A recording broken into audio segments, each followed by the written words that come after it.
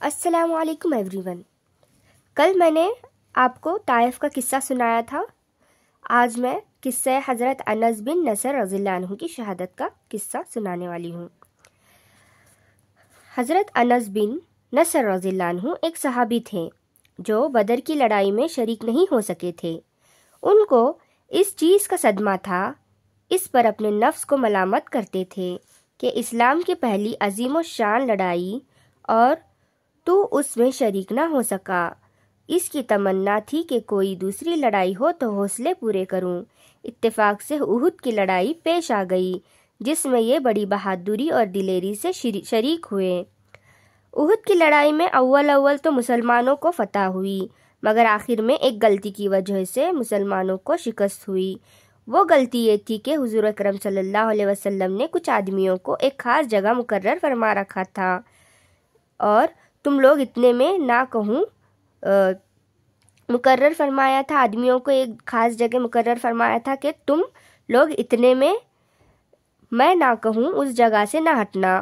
وہاں سے دشمن کے حملے کا اندیشہ تھا۔ جب مسلمانوں کو شروع میں فتح ہوئی تو کافروں کو بھاگتا ہوا دیکھ کر یہ لوگ بھی اپنی جگہ سے یہ سمجھ کر ہٹ گئے کہ اب جنگ ختم ہو چکی، اس لیے بھاگتے ہوئے کافروں کا پیچھا کیا جائے اور غنیمت کا مال حاصل کیا جائے۔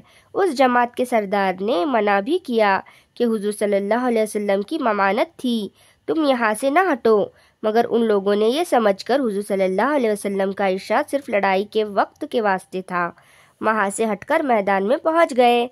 بھاگتے ہوئے کافروں نے اس جگہ کو خالی دیکھ کر اس طرف سے آ کر حملہ کر دیا۔ مسلمان بے فکر تھے، اس اچانک بے خبری کے حملے سے مغلوب ہو گئے اور دونوں طرف سے کافروں کے بیچ میں آ گئے، جس کی وجہ سے ادھر ادھر پریشان بھاگ رہے تھے۔ حضرت انس رضی اللہ عنہ نے دیکھا کہ سامنے سے ایک دوسرے صحابی سعد بن معاذ رضی اللہ عنہ آ رہے ہیں۔ ان سے کہا، اے سعد، کہاں جا رہے ہو؟ خدا کی قسم، جنت کی خوشبو احد کے پہاڑ سے آ رہی ہے۔ یہ کہہ کر تلوار کو ہاتھ میں لی تھی ہی کافروں کے ہجوم میں گھس گئے اور اتنے شہید نہیں ہو گئے، واپس نہیں ہوئے۔ شہادت کے بعد ان کے بدن کو دیکھا تو چھلنی ہو گیا تھا۔ استغفر اللہ۔ اسی سے زیادہ زخم تیر اور تلوار کے بدن پہ تھے، 80 سے زیادہ زخم تیر اور تلوار کے بدن پر تھے۔ ان کی بہن نے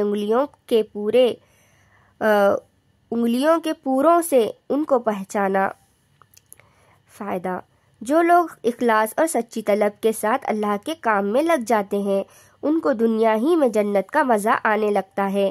یہ حضرت انس رضی اللہ عنہ کی زندگی ہی میں جنت کی خوشبو سونگھ رہے تھے۔ حضرت انس رضی اللہ عنہ زندگی ہی میں جنت کی خوشبو سونگھ رہے تھے۔ دیکھو، اگر اخلاص آدمی میں ہو جائے تو دنیا میں بھی جنت کا مزہ آنے لگتا ہے۔ میں نے ایک معتبر شخص سے، جو حضرت اقدس مولانا شاہ عبداللہ رحیم صاحب رائے پوری رحمۃ اللہ علیہ کے مخلص خادم ہیں، حضرت کا مقولہ سنا کہ جنت کا مزہ آ رہا ہے۔